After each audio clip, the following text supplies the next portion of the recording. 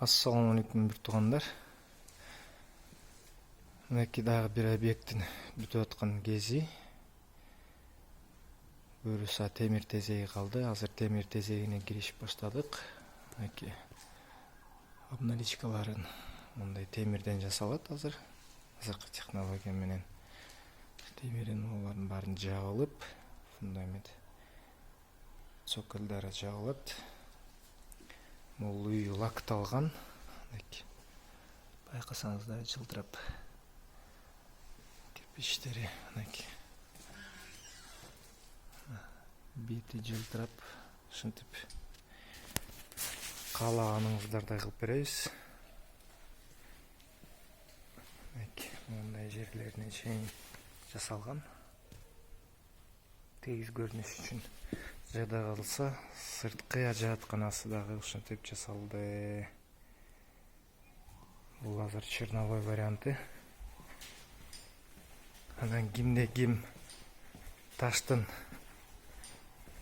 качествосунан күмөн болсо, бул таш өзү негизи аябай кооздугунан дагы мурун бул качественный, анан кийин сапаттуу, анан кийин убакыт өткөн сайын бул цемент менен жасалгандыктан, бетондун технологиясындай болуп жасалгандыктан булар деген убакыт өткөн сайын өзүнүн кошулган цемент 27 күндө естественный сушка деп коет. Ошол аба менен сырткы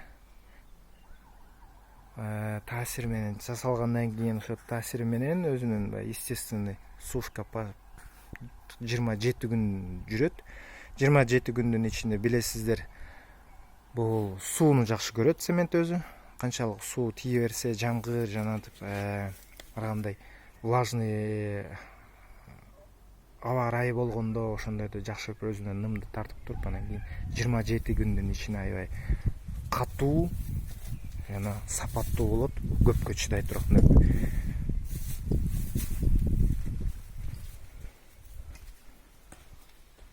Мынакей моундай кооздук болду. Азыр айнектерин тага баштайбыз.